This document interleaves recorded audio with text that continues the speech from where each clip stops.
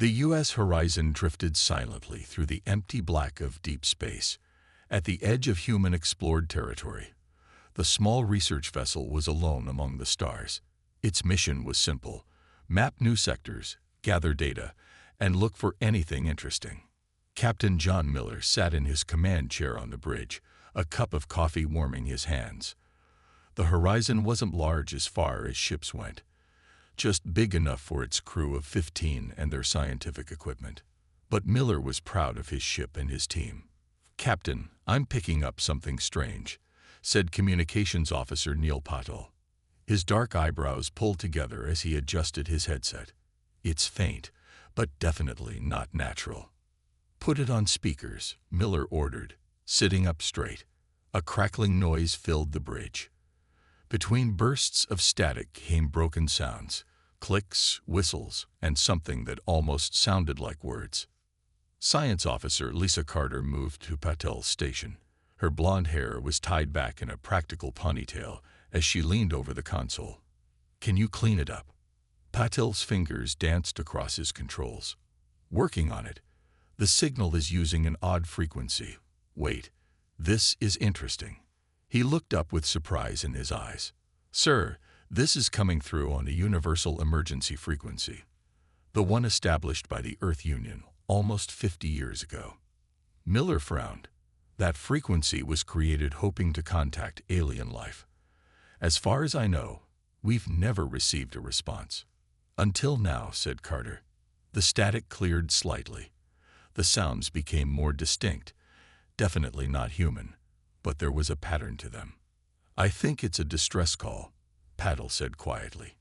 Engineer Olivia Wright entered the bridge, wiping her hands on a rag. "What's happening?" Miller quickly explained the situation. Wright's eyes widened. "So we finally found someone else out here, and they're in trouble. The signal is coming from Sector 47B," Patel said. "It's beyond our current maps." Miller didn't hesitate. "Send a message to Earth Command with everything we know. Tell them we're investigating." "Sir," Carter said carefully, "protocol says we should wait for orders." "Someone's in danger," Miller replied. "We can't ignore that.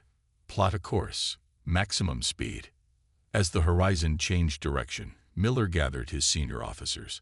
"We need to prepare for first contact, under emergency conditions." "I'll get the medical bay ready," Carter said. "We don't know what kind of life forms we might encounter." "Engineering will be on standby," Wright added. "If they're in distress, they might need technical help." The journey to the coordinates took 16 hours. As they got closer, they detected debris scattered across a wide area. "Slow approach," Miller ordered. "Full scans." What they found shocked everyone. Drifting in space was a ship unlike anything humans had built. It was badly damaged, with large sections torn open to the vacuum of space. "Are there any life signs?" Miller asked. Carter checked her instruments. "Faint readings. Maybe 3 beings. They're clustered in what might be a sealed section. Can we dock with them?" Wright studied the alien ship's structure. "Not directly, but we could use the emergency airlock tube." Miller stood up. "Prepare a rescue team. Carter, Patel, you're with me. Wright, keep the engines hot in case we need to leave quickly." As they suited up in the airlock, Carter looked at Miller. "Do you realize what this means?" "First contact, Captain." Miller nodded as he sealed his helmet. "Let's make sure it's not also their last contact. Whatever's out there hurt these people badly."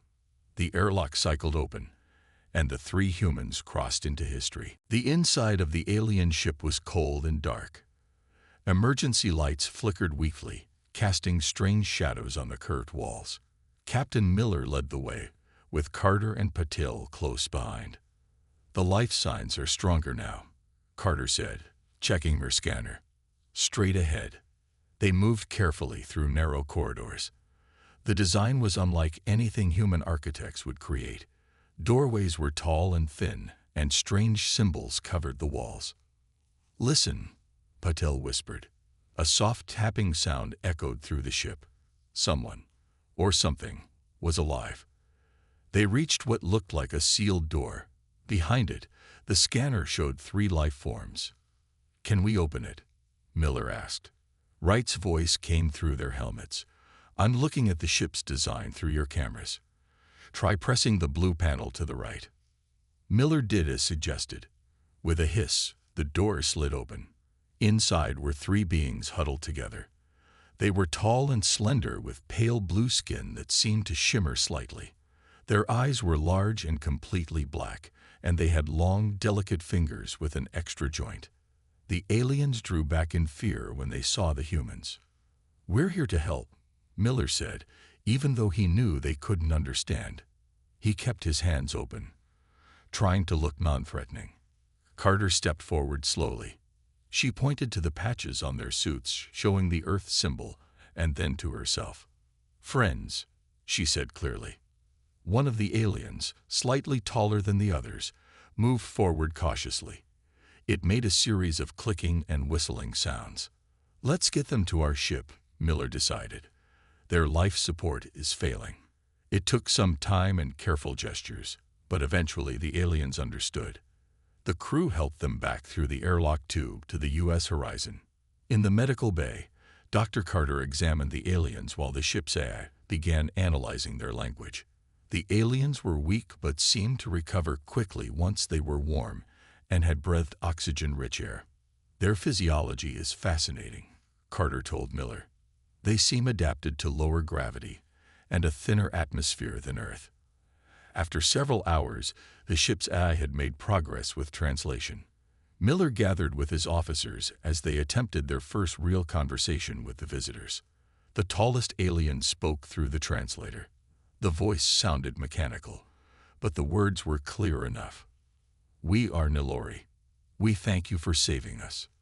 "I'm Captain John Miller of the Earth research vessel Horizon," Miller replied. "What happened to your ship?" The Nilori's large eyes blinked slowly. "Attack." The Vark came without warning. "Who are the Vark?" Patil asked.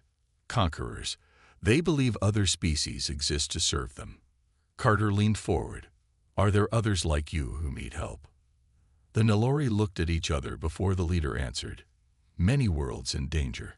We sent call for help, but did not expect." It paused, studying the humans carefully. "You are from Earth?" Miller nodded. "Yes." The 3 aliens seemed shocked. They whispered among themselves. "Is something wrong?" Miller asked. "Earth is known to us," the Nilori said. "It is classified as a death world." "A what?" Wright asked. "Death world. A planet with conditions most species could not survive. High gravity, extreme weather, dangerous organisms." The Nilori's head tilted curiously. "Death world species are rare. Very strong. Very durable." Miller and his crew exchanged confused looks. "Are you saying humans are considered dangerous?" Carter asked. "Not dangerous. Simply." The Nilori searched for the word. "Formidable.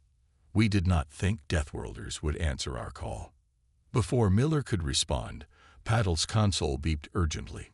"Captain, incoming message from Earth Command. Priority 1. Miller read the message and frowned. "They want us to return immediately with our guests. They say the situation is more complex than we realize." The Nilori leader looked at Miller with its large black eyes. "Your people know of the galaxy." "I'm starting to think there's a lot we haven't been told," Miller answered. The U.S. Horizon arrived at Earth's main space station 3 days later. A small group of important-looking people waited as Captain Miller led the 3 Nilori visitors from the ship. Admiral Karen Lewis stepped forward. She was a tall woman with short gray hair and a serious face. "Captain Miller, good work bringing them home safely." Beside her stood a man in a formal suit. "Henry Martinez, Earth Diplomatic Corps." He introduced himself. "We have a lot to discuss." They moved to a large meeting room with a view of Earth below. The Nilori looked through the window with obvious wonder. "Your world is very blue," the lead Nilori said through the translator. "Much water." "Yes," Admiral Lewis replied. "Now please tell us about the attack on your ship." The Nellori explained how the Vark had ambushed them without warning. They take what they want. They believe other species are weak and deserve to be ruled. Martinez leaned forward. Tell us about the Galactic Council. Miller looked surprised. You know about this council. Lewis and Martinez exchanged glances. We've known about galactic civilization for almost 30 years, Lewis admitted. Why wasn't this public knowledge? Carter asked. Because they quarantined us, Martinez explained. Earth was classified as a death world. Species from such planets are considered unpredictable. The lead Nellori nodded. This is true. The Council fears species that evolved in harsh conditions. You are stronger than most. Faster. More aggressive. We're not aggressive. Miller protested. Not by your standards. The Nellori agreed. But by galactic standards, even your friendliest humans seem intense. The Council meant to contact you eventually, but there were delays. Politics, Martinez said with a sigh. Always politics. The Nellori continued their explanation. The Galactic Council included representatives from over 200 species. Most were peaceful, having evolved on gentle worlds with few natural threats. The Vark are different, the Nellori said. They believe the Council is weak. They have attacked several peaceful worlds recently. And what has the Council done about it? Lewis asked. Little. Formal complaints. Sanctions. They fear conflict. Miller looked frustrated, while innocent people die. Martinez turned to Admiral Lewis. I've been pushing to establish formal contact with the Council for years. This might be our opportunity. Lewis nodded. I agree. But there's another matter. She faced the Nellori. Your distress call was directed at anyone who could help. We responded because that's who we are. We don't ignore calls for help. The Council advised against answering unknown calls.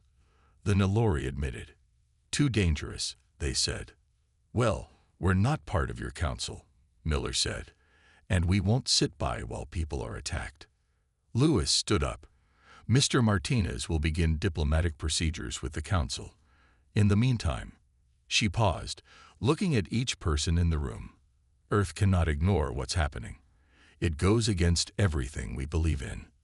What are you suggesting, Admiral? Martinez asked. While you talk, we prepare.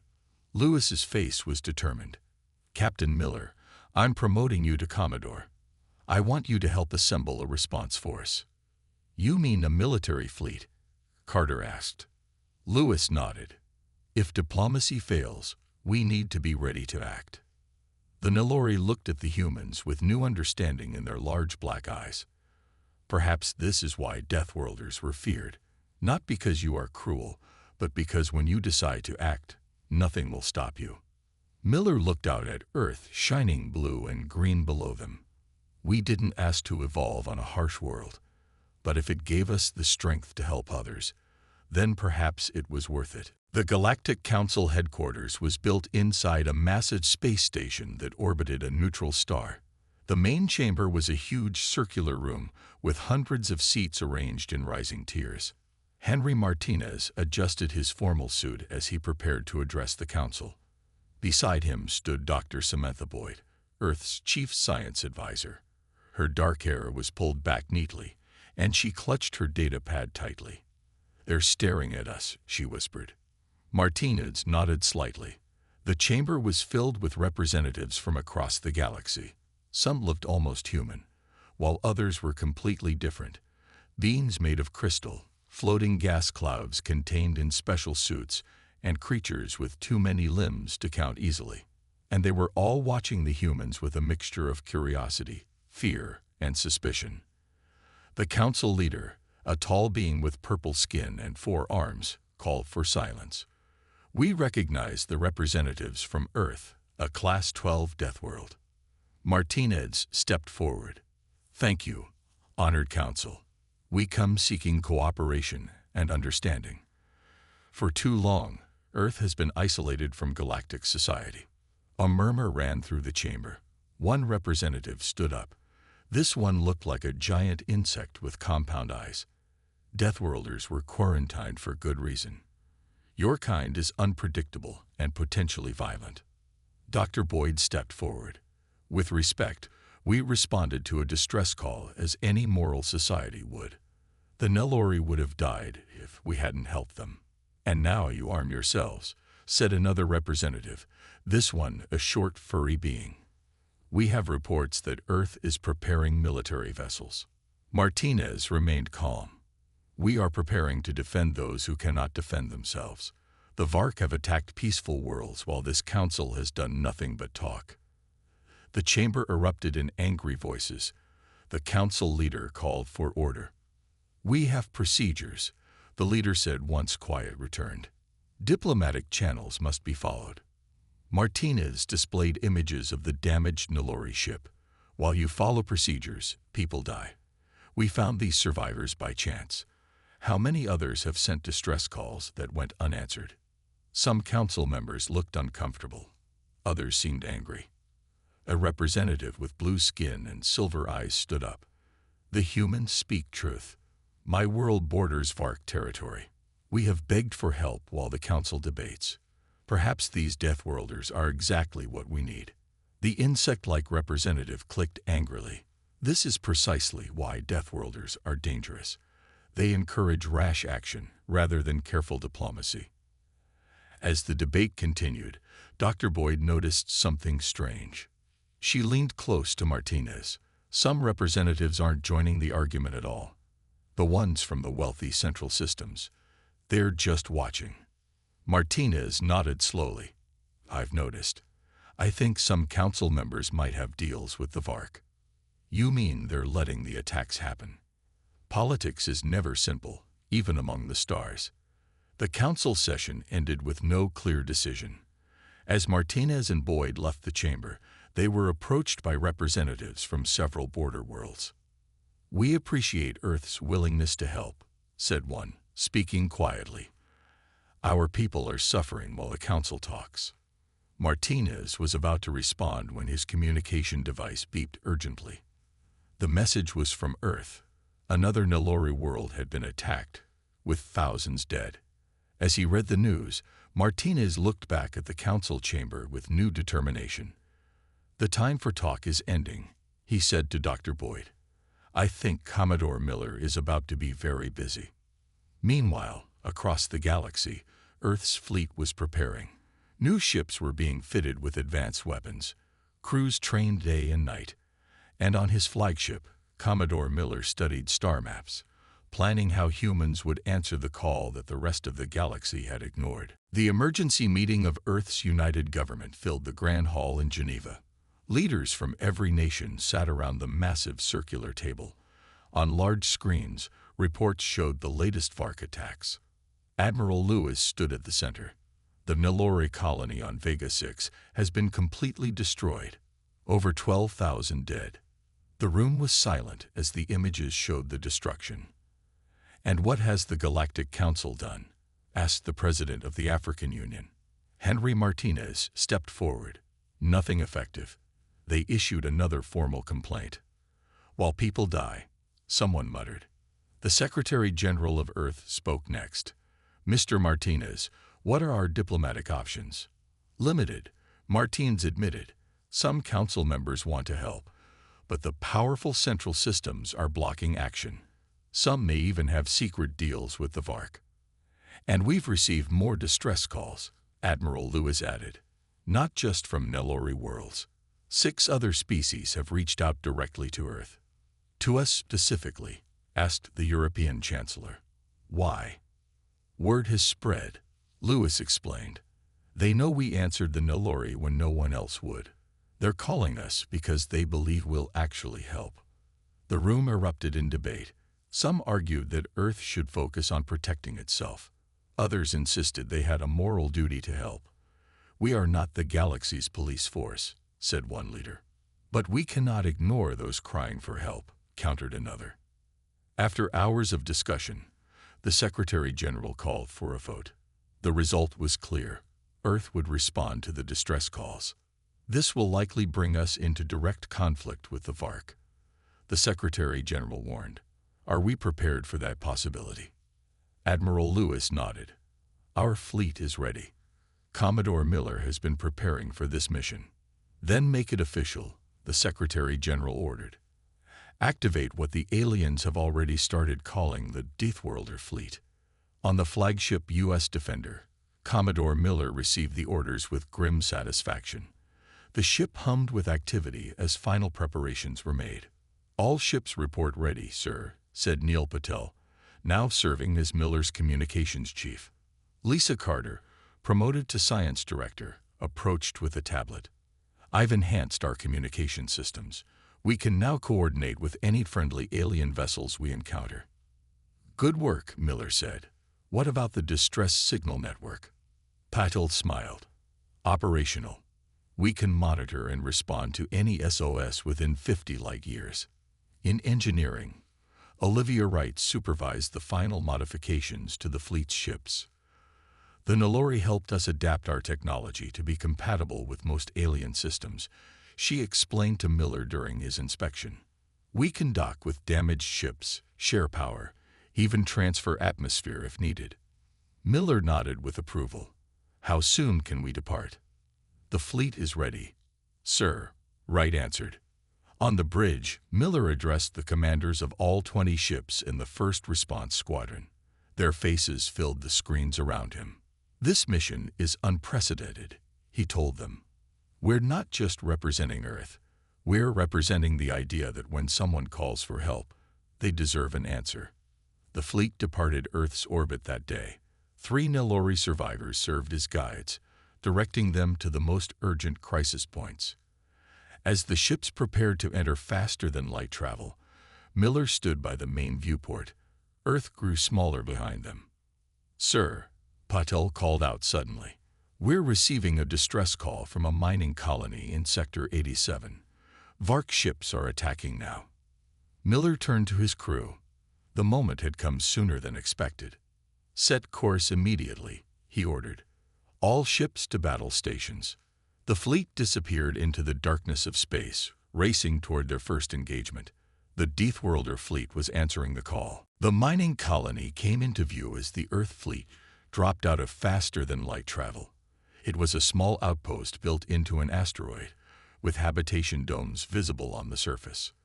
3 Vark warships surrounded it, firing at the colony's weak shields. Colony shields at 12%, reported Lisa Carter. They won't last much longer. Commodore Miller assessed the situation quickly. Paddle, open a channel to all ships. Wright, prepare weapons systems.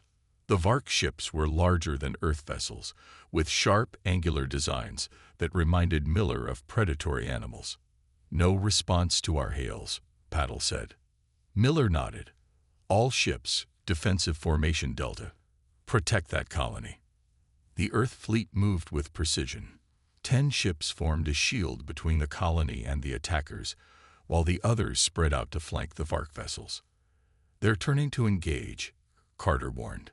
The first Vark shots hit the Earth ships with surprising force. The bridge shook, but the shields held. Return fire, Miller ordered. Target their weapon systems only. Earth's weapons struck with precision. The Vark seemed surprised by the accuracy and power of the human response. Sir, they're changing formation, Paddle reported. I think they're retreating. Miller frowned. That was too easy. He was right. Rather than fleeing, the Vark ships regrouped and charged directly at the Earth fleet. This time, they fired everything they had. Miller had expected this. Execute Maneuver Omega. The Earth ships split apart with impressive speed, letting the Vark charge through empty space. As they passed, every Earth ship fired from multiple angles. One Vark ship lost engines and drifted powerless. Another took heavy damage to its weapons. The lead Vark ship sent a message. The translation appeared on Miller's screen. Deathworlders, this is not your fight. Leave now. Miller's response was simple. We answer those who call for help. Surrender or withdraw. The Vark chose to fight. The battle was fierce but brief. Earth ships moved with a speed and adaptability that the Vark clearly hadn't expected. Within 30 minutes, one Vark ship was destroyed, one disabled, and one fleeing back to Vark space. Casualties? Miller asked when it was over. Minor injuries only, Carter reported. Our shields performed better than expected. Miller turned to the colony. Get medical teams ready. Let's help these people. The mining colony was home to a species called the Bentari, short, sturdy beings with tough skin like tree bark. They were shocked when humans walked through their doors. "Deathworlders," whispered one. "You came to help us." News of the battle spread quickly across nearby systems. More distress calls arrived, and the Earth fleet responded to each one. They evacuated a research station under attack, defended a transport convoy, and helped rebuild damaged communications arrays. After each engagement, Miller noticed something interesting. Ships from other species began to appear, offering to join them. "They want to fight alongside us," Paddle explained. "They say we've given them courage." Within 2 weeks, the Earth fleet had grown to include vessels from 12 different species. Miller established a command structure that incorporated them all, sharing Earth's tactical knowledge while learning from their experience with Vark strategies. Meanwhile, the Vark were regrouping. Intelligence from their new allies revealed that the Vark leaders were surprised and angered by human effectiveness in combat. "They've never encountered a species with our combination of strength and strategy," Carter explained during a briefing. "Most strong species in the galaxy aren't very clever, and most clever species aren't physically strong." The Galactic Council sent urgent messages demanding all parties stand down. Miller politely ignored them. Then came the news they had been dreading. Their intelligence network discovered the Vark's next target, Nilorian Prime, home to over 40 million Nilori civilians. "They're planning to make an example of it," Paddle said grimly, "to show what happens to those who ask for help." Miller gathered his commanders, human and alien alike. "We have 3 days to reach Nilorian Prime. The Vark are sending everything they have." A Bentari captain spoke up. "It's a trap. They want to destroy the Deathworlders all at once." Miller nodded. "Probably. But we're going anyway." The fleet set course for what would surely be its greatest challenge. Nilorian Prime glowed blue and green against the blackness of space. It was a beautiful world, home to billions of Nilori. And now, it was surrounded by the largest Vark fleet ever assembled. 50 warships arranged in attack formation. "They're really serious about making an example of this world," Commodore Miller said, studying the tactical display. The combined fleet of Earth ships and their new allies took position opposite the Vark Armada. Though they had grown to 35 vessels, they were still outnumbered. "All ships report ready," Patel announced. "Our allies await your orders." Miller had spent days planning for this moment. "Implement Battle Plan Echo. Remember, our priority is protecting the planet." The Vark commander sent a message across all channels. "This is your final warning, Deathworlders. The Nilori chose to call for help. Now they will learn the cost of that decision. Leave now or be destroyed with them." Miller's response was brief. "We don't abandon those who ask for help." The battle began with a massive Vark advance. Their ships moved in tight formation, concentrating fire on the Earth fleet. But Miller had anticipated this. "Now," he ordered. The Allied fleet split into smaller groups, each executing precise maneuvers that confused the Vark targeting systems. Earth ships darted between larger alien vessels, drawing fire, and then disappearing behind their allies. "It's working," Carter reported. "They can't maintain a lock on any single target." Wright had modified the fleet's weapons based on data from previous encounters. "Firing solution ready," she announced. "All ships target their command vessels." The Allied fleet struck back. Precisely aimed shots pierced the Vark shields, disabling communications on 3 of their largest ships. The Vark responded with brute force, sending 20 ships on a direct course toward Nilorian Prime. If they couldn't defeat the fleet, they would attack the planet itself. "Intercept course," Miller ordered. "All fast ships form barrier pattern." What followed was the most intense space battle in recorded galactic history. Earth ships moved with a speed and precision that astonished even their allies. Humans had evolved on a world that demanded quick thinking and rapid responses, and now those traits served them well. The battle raged for hours. Ships were damaged on both sides, but the Vark hadn't expected the level of coordination between the diverse Allied fleet. They hadn't anticipated how effectively the Deathworlders would fight to protect others. One by one, Vark ships were disabled or destroyed. Those that could still move began to retreat, abandoning their attack on Nilorian Prime. "They're running," Patil announced as the last Vark ships jumped to faster-than-light travel. The Allied fleet had won, though not without cost. Several ships were badly damaged, but Nilorian Prime was safe. In the days that followed, the galaxy changed. The Galactic Council could no longer ignore what had happened. Several corrupt council members were removed when their deals with the Vark were exposed. 2 weeks after the battle, Miller, now Admiral Miller, stood before the reformed council. Earth is formally invited to join the Galactic Council, the new council leader announced. The quarantine of Deathworlds is officially ended. Miller looked at the faces of the council members. Many who had once feared humans now regarded them with respect. "We accept," Miller said, "but with one condition. A new peacekeeping force must be established, open to all species who wish to join." "To answer distress calls?" the council leader asked. Miller nodded. No cry for help should ever go unanswered again. The council agreed. Within months, a new force was created, with humans playing a central role. Ships painted with the new symbol of the Galactic Peacekeepers patrolled the stars. Back on his flagship, Admiral Miller looked at the latest reports when Patil called out, "Sir, we're receiving a distress signal from the Andromeda sector." Miller smiled. Once, such a call might have gone unheard, but not anymore. "Set course," he ordered. "Someone needs our help."